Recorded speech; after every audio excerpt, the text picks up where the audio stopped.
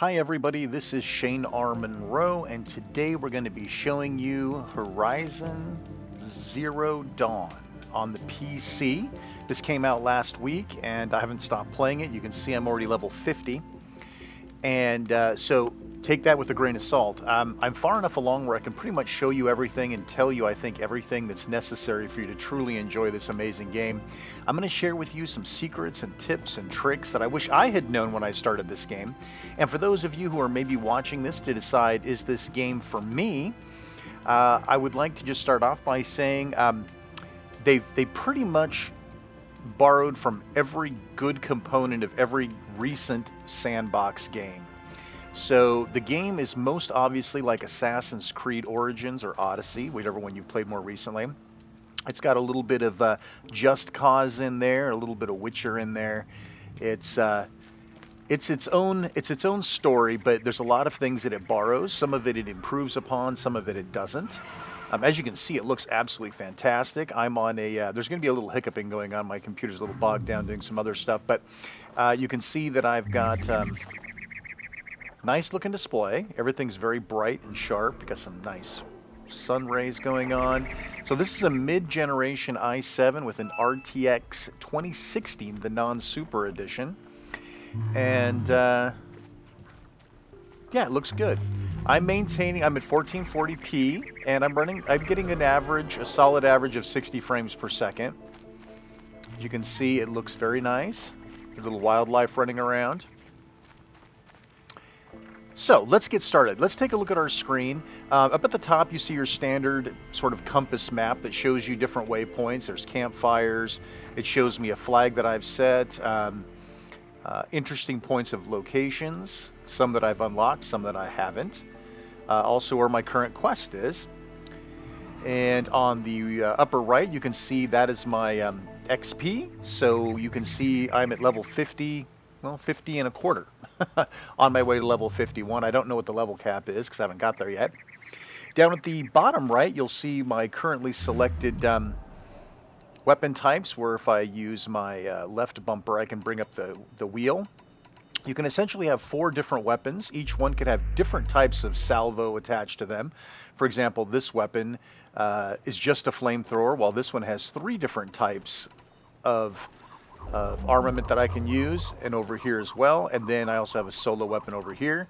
All you have to do is just highlight the weapon you want and let go, and it'll change to that weapon. In the bottom right, you can see what I've got. I'm carrying a bow, my hardpoint arrow with my Shadow Hunter bow. Now remember, these are all way advanced. I mean, I didn't obviously start with any of these. And each one has modifiers, right? So there's your damage, your handling, your damage, and your tearability. You can see I like to have lots of tearability here because that's what rips armor off of enemies. You can also see I have 3 modifications to it, and I'll show you that in a minute. If I were to take this guy out, you would see I now have this flamethrower. This is fantastic. Maybe we'll get a chance to use this. I don't want to spoil everything for you. Shock wire pack.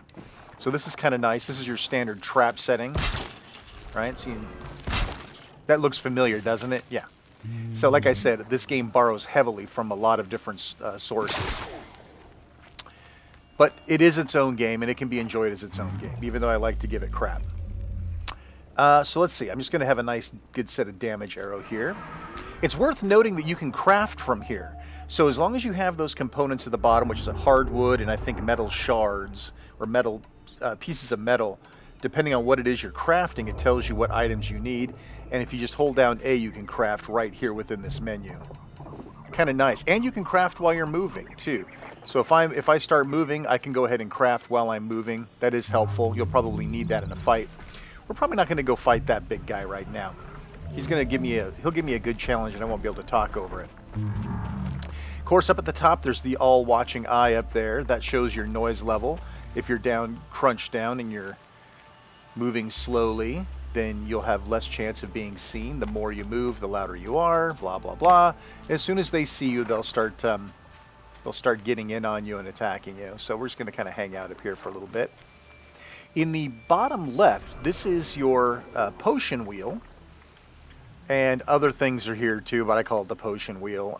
You have a rock as a distractor, corruption, anti-freeze potion.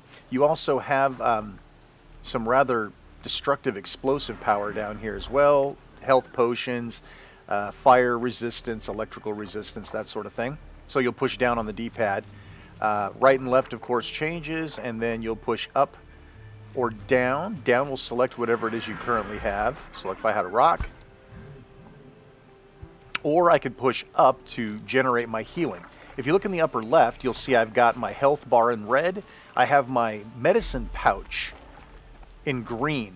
And you can see my medicine pouch doesn't look like it has much in it, but those 2 pluses mean I have 2 more full medicine pouches. Now you won't start with that, you'll build that up over time, and we'll talk about how to increase that later on. So let's go ahead and take a look. This is everything on the HUD.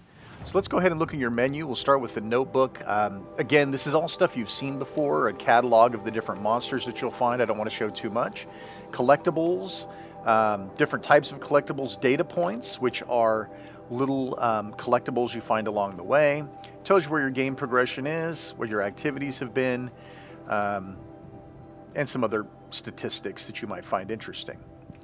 Your quests come in several different flavors. Currently it shows what your active quest is, or you have your main quests, you have side quests, you have fetch quests or errand quests, bandit camps, tall necks, hunting grounds, cauldrons, corruption zones, and of course tutorial things to take a look at.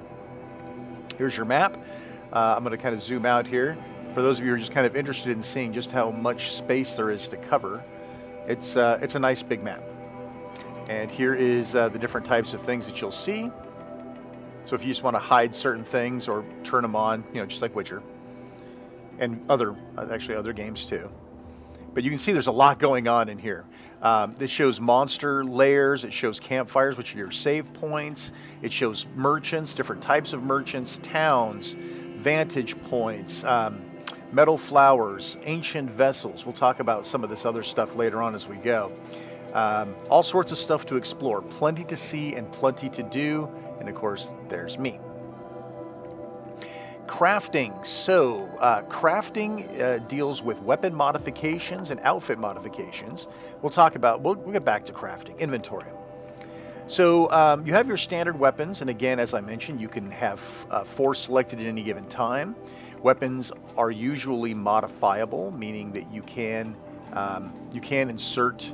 As you can see over here with my modifications on the right, you can see I have 3 modifications set up for this guy, and it tells you what those modifications are doing for me with each of my different types of arrows and the handling of my bow and how much it's worth.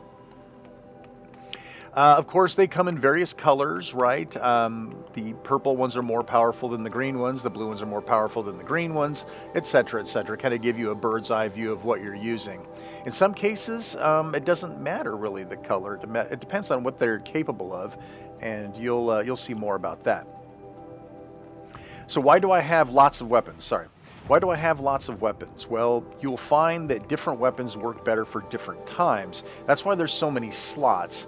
In most games, you'll end up having 1 or 2 weapons you'll use. A nice melee weapon, a nice ranged weapon, maybe an extra ranged weapon in case you run out of a certain type of arrow.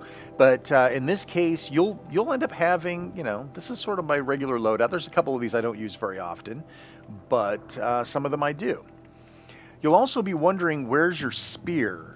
You won't get access to modifying your spear until a lot later in the game. So if you're trying to figure out why can't I do anything to my spear, I can do everything else, but where's my spear? It comes later.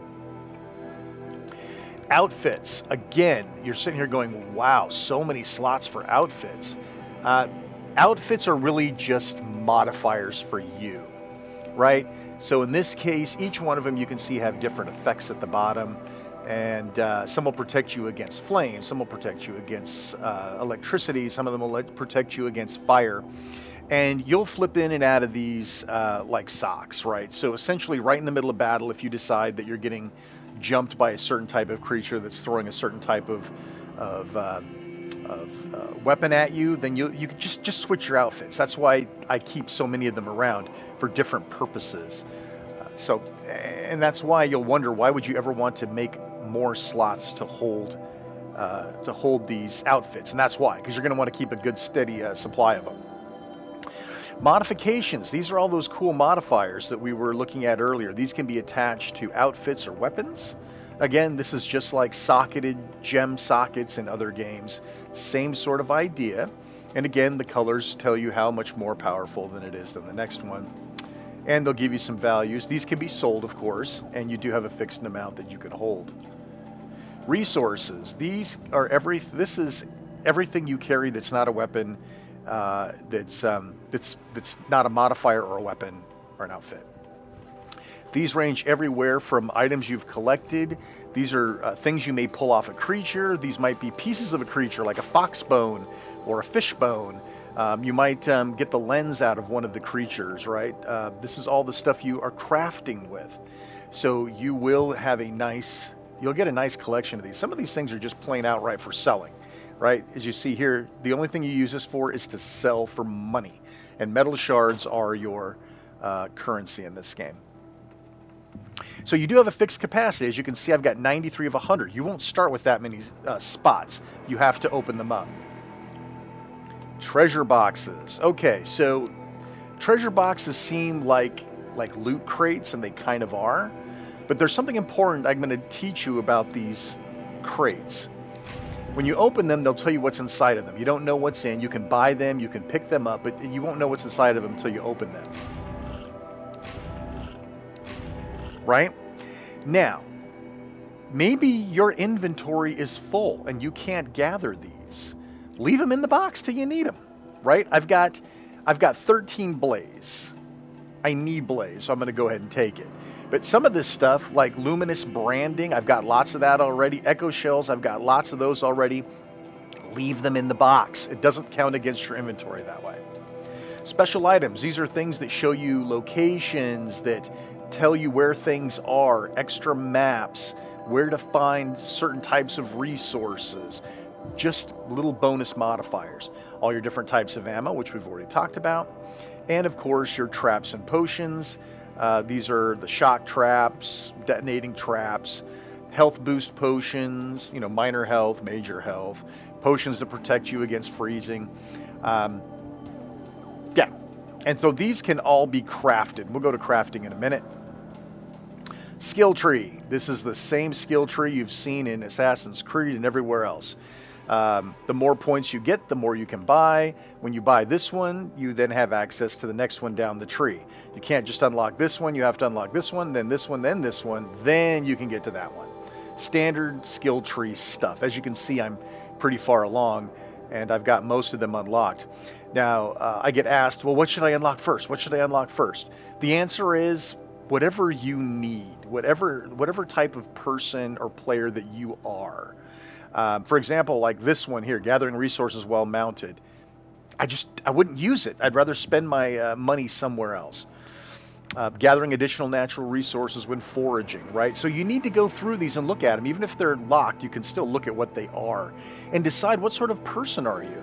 Are you somebody that does a lot of melee attacks, or are you someone who does more distance attacks, ranged attacks? Let's see. If I had to tell you what to start off with, first, Silent Strike's a good one. Obviously, concentration is good, and I'll show you more about concentration. More damage on downed enemies, again, excellent. Light spear attacks have a chance of knocking off armor and components. That's also very good. I like the Brave. Obviously, I've got them all highlighted, and that's the only section I have complete. So that speaks to me, but might not speak to you. I would always have about halfway, I don't know, when you get to about level 20, just keep a couple of skill points on hand. Don't spend them. Like, see, I have 2 right now. I could buy this, or I could buy this. I could buy this, but really at this point in time, I don't need anything. So I'm going to keep a hold of it, because later on, next time I level up, I might get 3 more or 2 more, whatever, then I can get this guy. Let's go to crafting. So these are the different things you can craft. Carry capacity. Good Lord, if only I knew this early on, life would be a lot better. You're going to have a lot fewer of these than I do. The more different types of disparate ammo that you have, you'll get more of these. These are how big your satchels are, right? How many weapons can you hold? How many outfits can you hold? How many resources can you hold? How many modifications can you hold, right? The check mark means I've maxed out. I haven't maxed out here, but then again, I don't have that many outfits. But each one of these requires you to provide certain items: a fox skin, ridgewood, metal shards. That's fairly simple to make, but you don't think about it until you're actually doing it.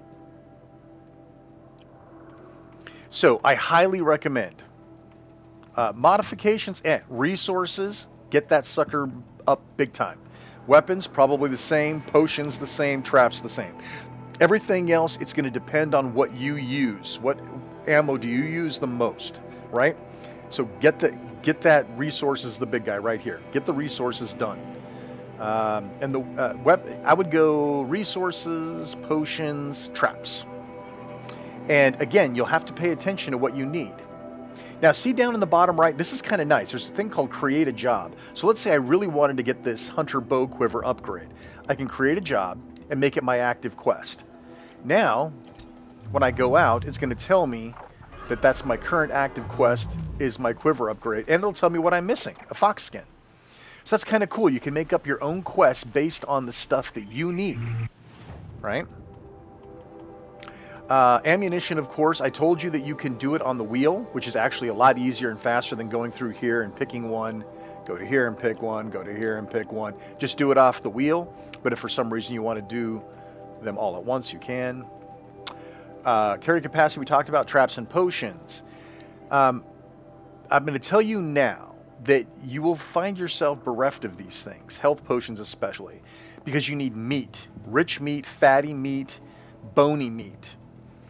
This means you're going to be hunting a lot, and that means not hunting cool monsters and cool robots. You're going to be hunting foxes, boars, turkey, rabbits, right?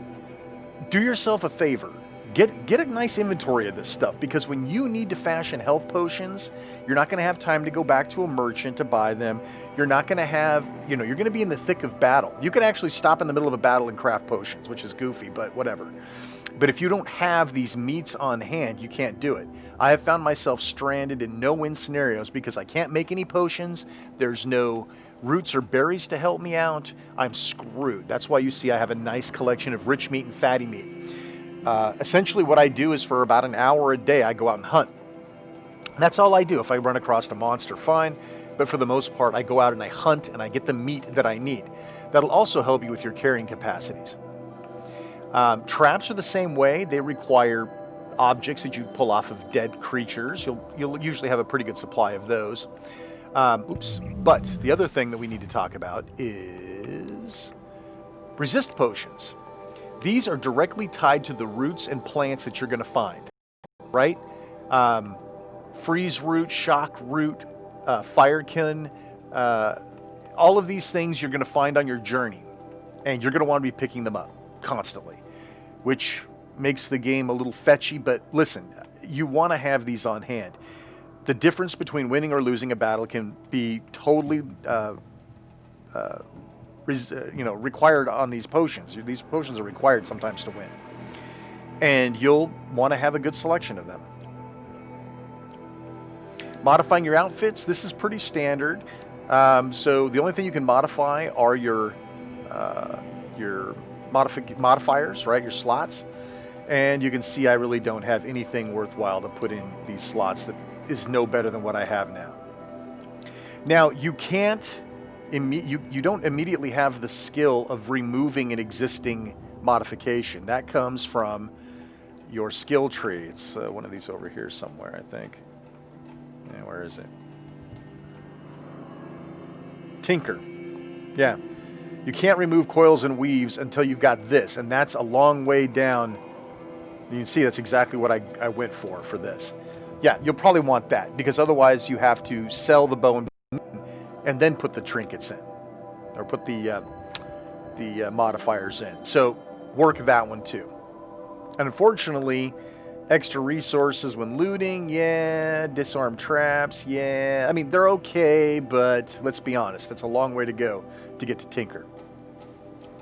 One more thing. I know, you're getting bored. You just want to see some action. Weapons are the same way. Modifiers, put the stuff in the slots. Modifiers are specific sometimes to the weapons or the outfits they can be put on. So even though you've got this really cool modifier, you're going, how come I can't put it in anything? Well, you don't have the right weapon for it. This happens. Okay, enough of this. Let's go into some actual... I really don't want to take that guy on because it's going to be a pain. So I'm just going to wander around and see if I can find anything else. Campfires are your best friends. They're also your fast travel points, right? So you can do a quick save while you're there. And you can fast travel to any other campfire that you have claimed. If they're in green, you've claimed them. I probably have a couple around here that I haven't. So you can't teleport to that one. Where are my stupid ones at? Oh, there's one. I can't fast travel there. Fast travel, by the way, is done by nature of a fast travel item. And you can make one. Again, fatty meats, bony meats, and a lot of Ridgewood, right? Now, I have one right now, even though I don't need it, because I've got something special, which is, what is it, a modification? No, it's a resource, right? Do yourself a huge favor. Don't wait. The second that you see some merchant offering a golden fast travel pack, just go out and do the job, do the crap you need to do, get the components you need, and make that. You won't fast travel a lot at the beginning of the game, okay? I understand that. You probably won't fast travel at all as you're wandering around and exploring. As you start doubling back a lot to do fetch quests and minor side quests, you'll be fast traveling a lot. And those things, you eat through them quickly.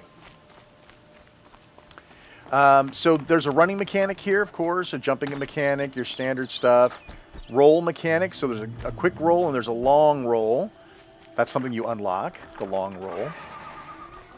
I really don't want to fight him right now. Is he over here? I'm looking for something easy to pluck off. And of course your sliding creeping mechanic. Same button. Oh look, a boar. You would think that I could one kill a boar with the level that I'm at right now, but for some reason I don't quite have the material. Alright, so here's the shock wax root. That allows me to craft the anti-shock or shock-resistant potion. So you hold the search, and of course there's a variety of items that can be on here. If you have room for it, one button will collect them all. If you don't have room, it'll leave behind the things you don't have room to carry, which gets frustrating. So here's another campfire. I'll go ahead and utilize that while I'm here. I had no idea the Nora were so fierce. I'm not going to engage in any dialogue with anybody. I don't want to ruin the story for anybody. Yeah, shush. No, blah, blah, blah, blah, blah. You don't want to hear anything they're talking about. All right. Let's see. Okay, so there is no health regeneration in this game until you have a special outfit, right? And that won't come until a lot later. At least it didn't for me. Until you have an outfit that provides health recovery, your health is there. So you'll, again, have the potions on hand. I'm going to show you how the medicine bag works as soon as I can take some damage. You will find fallen creatures that you didn't kill all over the place. Do not be afraid to harvest everything. Everything is useful. Now, that being said, there will get to be a point to where certain items like this Ridgewood, I got a lot of Ridgewood, man. I just don't need to pack it on anymore. So I'm going to leave it alone. All right, good. We have our first kill over there. So you'll get something called a focus. It's that little thing that's sticking out of her ear, even though you can't really see it. I'll try to get a good shot of it. Oh, you can't. The focus is basically your Witcher skills. So this will let you look around and highlight items of interest, such as fish or other creatures like rabbits, fox, boar, and you can tag them just like Assassin's Creed, so you can get back to them later. And of course, the bad guys themselves. Now you'll also notice that as it's tagging the bad guys, it's showing you vulnerable points of interest. It tells you right there his weakness is just straight up damage. Each of the little components on the guy's back, for example, the fire and tearing, straight up damage, right? His weakness overall for his body is fire, right? And you can highlight these guys and highlight their tracks so you can see what their walking pattern is. This allows you to put traps down or kind of get an idea. Now, once they start attacking you, all that anymore. They got a couple different ways you can do these guys. You can either go for their sensitive spots using the type of stuff that needs to hurt them. Like for example, fire is that good for that top canister. So I'll change to a fire-related arrow, and I can go in, and I missed because I suck. And you can say so in the comments. It's cool. Fire, of course, you can see that ring around him shows that he's burning and how much longer he will be burning. If I could actually hit one of those things. So most creatures have armor that you can use to expose them. All right, so you can see he's shooting frost at me. So we're going to go ahead and use a resist frost potion as soon as I can get myself to a point to where I can pay attention. All right. They'll save me from getting my butt hammered by those things. Notice like they're not doing like any damage at all. That's why those potions are so great. I can sit here and take it.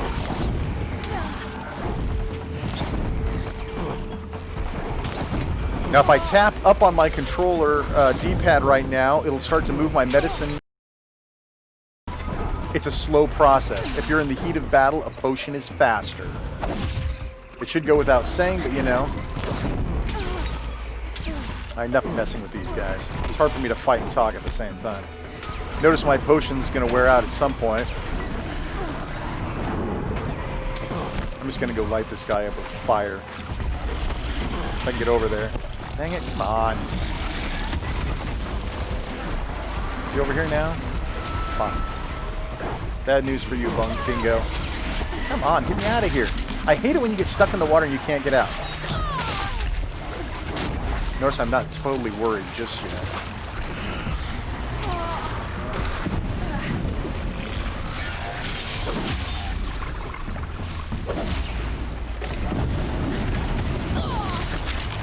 Whatever.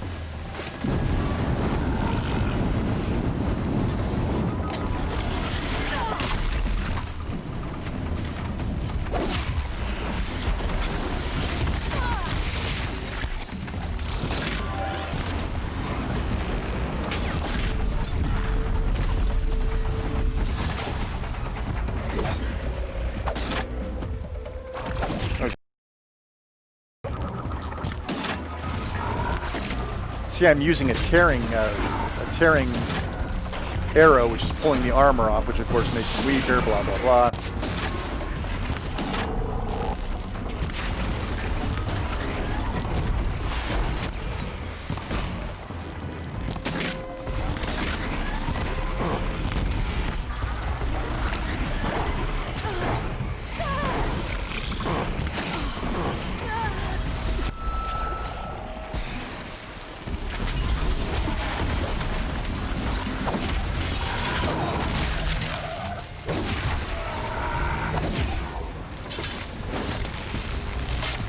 Critical blow.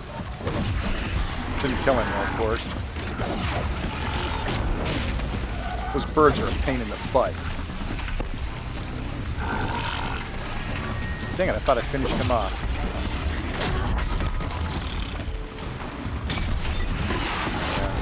Salt. So you can use concentration to give yourself a more precise shot. Alright, everyone's dead. Damn. Wasn't quite the battle I was looking to. Of course, as you level up, so do the monsters around you. It's standard video game fare. And again, I'm going to harvest everything I can off these guys. Ah.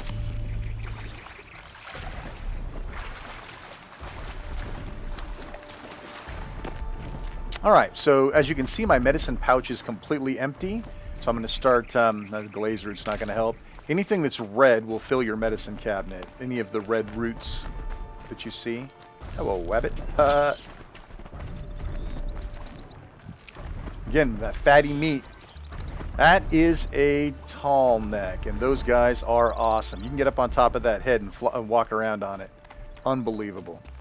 So now that the battle is over, time for me to rejuvenate everything. Standard video gaming practice. Okay. We're ready to move on. So the concentration, if you're sort of aiming down sights, if you will, and you pull back, time actually slows down a little bit when you're focused on a creature. That's helpful. You'll also notice that I get a more precision attack. That does actually more damage the longer I keep it held down. So there's a bunch of different varieties like that. Ridgewood. Ugh. Just stay out of their way for now. These little guys are the pain in the butt. These are the guys that sit and nip at your heels while you're fighting the big guys. Those little watchers. In fact, there's probably a big guy right over here. Nope, another watcher. If you get a nice, if you get a nice tear arrow right in the eye, it's like a one-hit kill.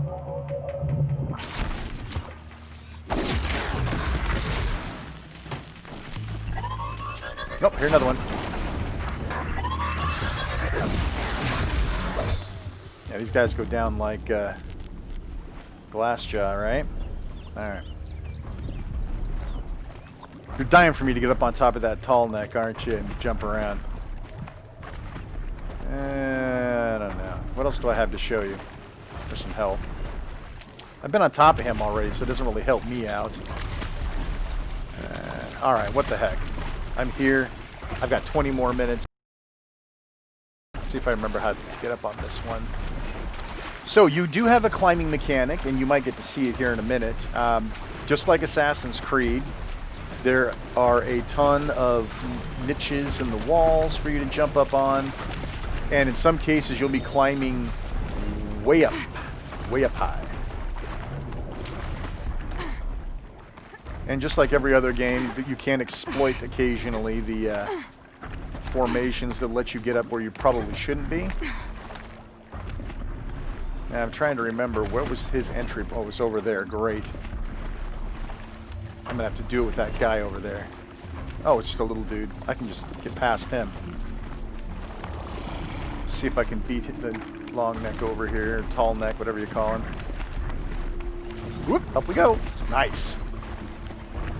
I'll tell you what, I am not typical, well, I am scared of heights in real life, but you wouldn't think you would be in a video game, but I am. It freaks me out just to be up here.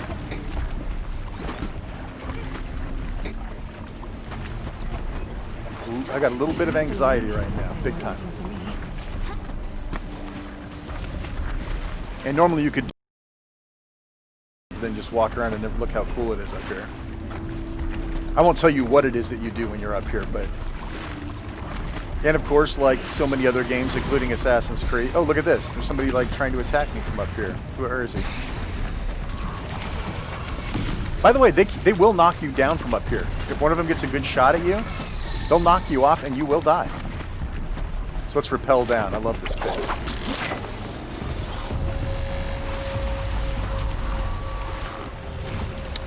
There's rappelling, there's wire walking, there's the whole bit. In fact, let's go somewhere where we can, let's see. I think there's, let's see, where's some climbing mechanics I can show you? It's straight up climbing mechanics. Let's go over here. So fast traveling, again, just like with any other game, the more you fast travel, the more you miss. And again, once you start doubling back and start doing, doubling back upon your old quest areas, or you're finishing up a side quest or something like that, you might want to do a little more fast travel. And again, get the golden fast travel pass. It's like fast pass at Disneyland. You don't have to wait as long. Oh boy. More birds, and they're everywhere. Oh, this is that big guy that kicked my butt endlessly.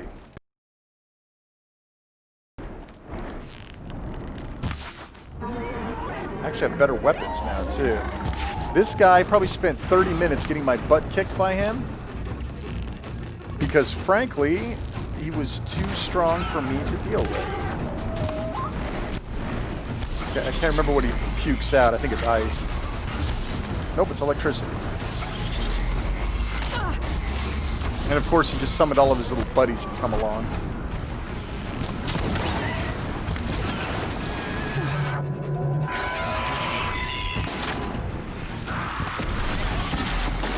Yeah, Yeah, I'm not going to go down as easy as I did last time, buddy.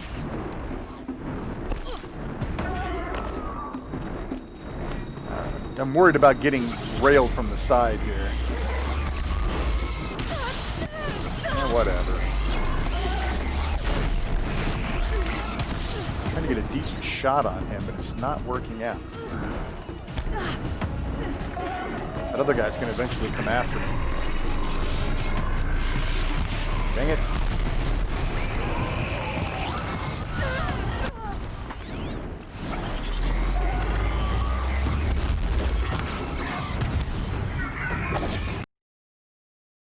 Angle. Let me see if I can lead him over here a little bit.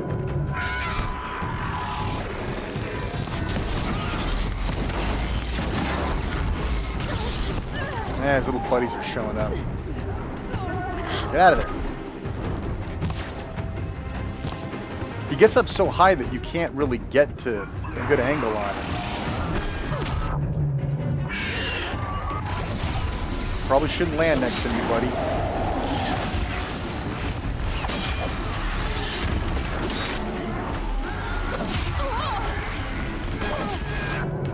I got some potions on hand.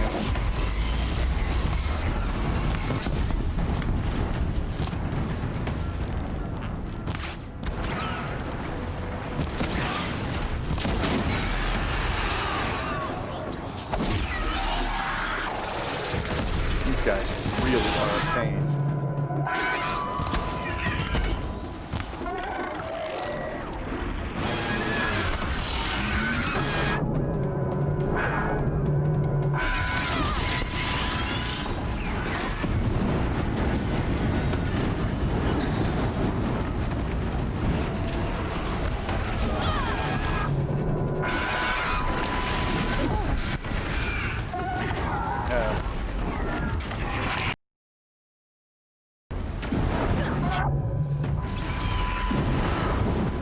Stay still. Okay, time to change this up a little bit.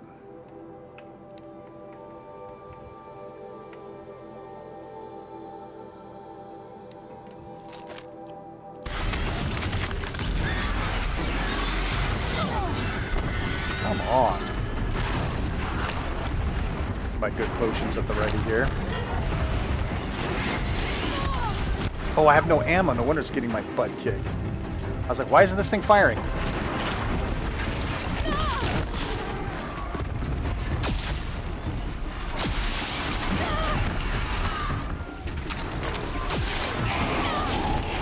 Just like stay on my feet more than 2 seconds would be a lot more helpful.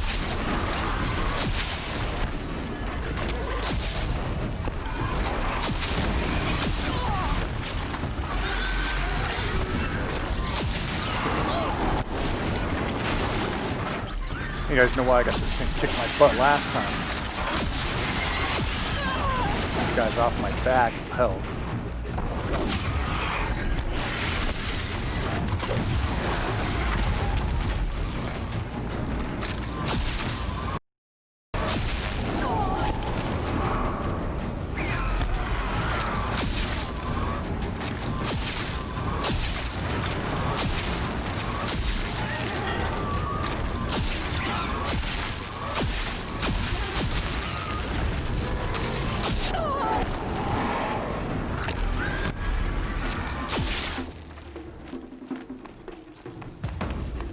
See if I can get myself a little more in the open here.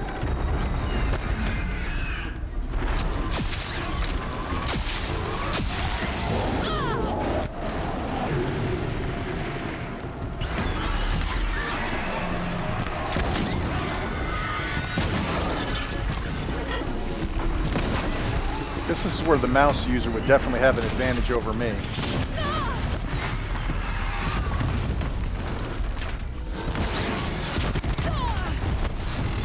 This guy's really busting my butt.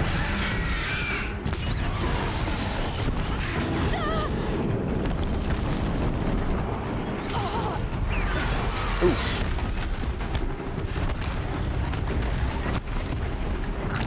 Oh crap, I wandered into another area that has more bad guys. Great. So that's what I needed, another challenge.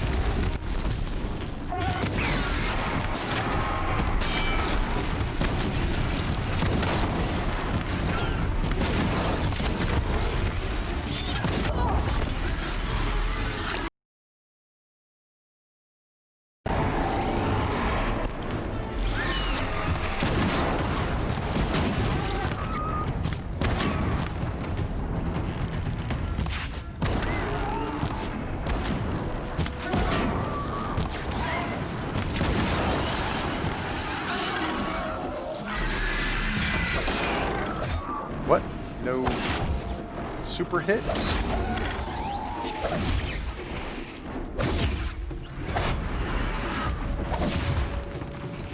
Oh, finally. Well, you got to see it here first. That's damn Stormbird. Obviously, I could have done better. But there you go. All right, well, you've seen probably enough of the game. I really enjoy it. Listen, it's 40 bucks if you find a deal. I don't remember how many hours I've got in it. I'm pushing 40, almost 50 hours in the thing because I do a lot of the side quests and everything else. So yeah, I would highly recommend it. It's a great game. I know you notice it hasn't crashed once since we've been playing. A lot of people are having issues with the game on the PC. I've been fairly fortunate. I think they did release a small patch because I was crashing at least once a day and now I'm not.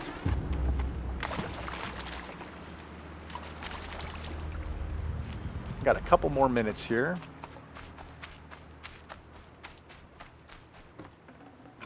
So, what about the story? What about the storyline? I'm not going to tell you much about the story. I'll tell you that the story itself, the main storyline is compelling. I enjoyed a lot. It's, you know, I mean, you can read about that anywhere. But, oh, hey, let's override this guy. Eventually, you get the ability to be able to override certain creatures. You can invade cauldrons. Override. I'm gonna meet you. Basically, we hack them. And certain creatures, you can ride them, which is exactly what you can do with this guy. This is your roach, if you will, and you can use roach to whoop the living crap out of other guys. Pretty nice, right? Now, overriding, unless you have a particular skill set, will eventually wear out. So at some point in time, this guy is going to turn on you and kick you off and beat you. But these cauldrons are sort of like like Breath of the Wild. You go in, you sort of beat a big bad guy, and you get the ability to override more creatures. And of course, you can beat the living crap out of him while he's sitting here if you're really cruel.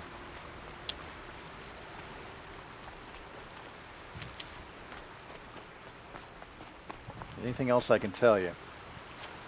Really neat game. I enjoyed it a lot, obviously. Enough to make a very long video about it. So anyway, the main story is great. The side quests, not so much. You know, I was really spoiled with Witcher because the side stories in some cases were just as good, if not better, than the main story itself. And this game, unfortunately, has none of that. Witcher. With Witcher, you care about like 10 different characters. You get invested in the story. You get invested in the characters. You're not going to get invested in anybody in this game. I'm sorry. It's not the game's strengths. If I had right of rule, I'd have taken the town first. Bandits, More eh? slaves for digging up lightning boxes. Bloop. On me! Okay, on you. Of course, there's no video of mine would be complete without having a. Oh, that's a fort or something. We're gonna get out of here. Let's go somewhere relatively safe so I can save and be done with this.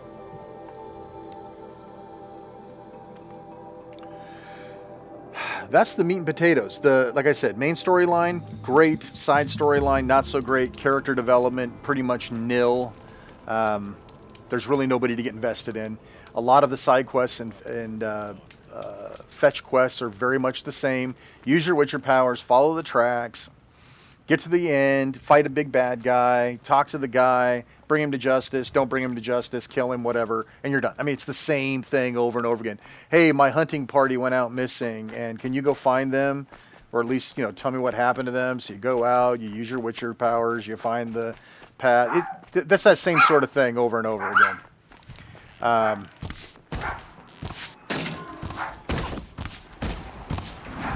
And there's many side quests. Like every town that you go into, just like the job board in Witcher, town that you find will have a variety of fetch quests for you to do. Obviously, they're worth points, experience.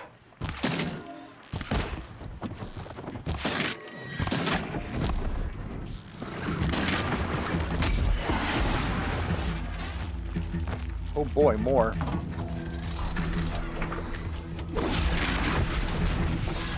Sometimes they'll run, sometimes they'll attack, depending on the creature. Nice variety of monsters for you to find. I think I found one of everything at this point, which is kind of cool. You get an achievement for that, I believe. Lots to explore. One of the things that I do find great about Witcher and this game both is they will reward you for doing exploring. Skyrim, forget about it. Assassin's Creed, forget about it. You go find some nook and cranny in the map, someplace where you're sure that they didn't expect anybody to go to. In this game, you'll find cool stuff like cemeteries of dead creatures. In Witcher, you'll find cool things. In this, in other games, you'll find nothing. Keep quiet now. So this definitely gets a nice bonus for that. Come here. I can override you. I'll make you my biatch. Come on. Come on. Crap. Saw me first.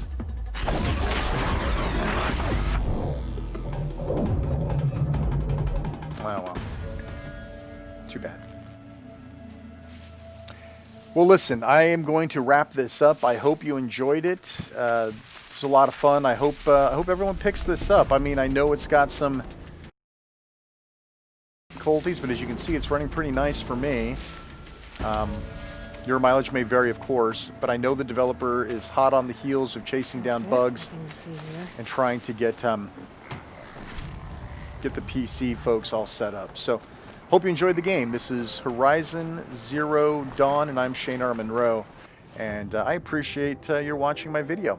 Please like, subscribe, and hit that little bell to get notifications of other videos. Thanks so much for watching.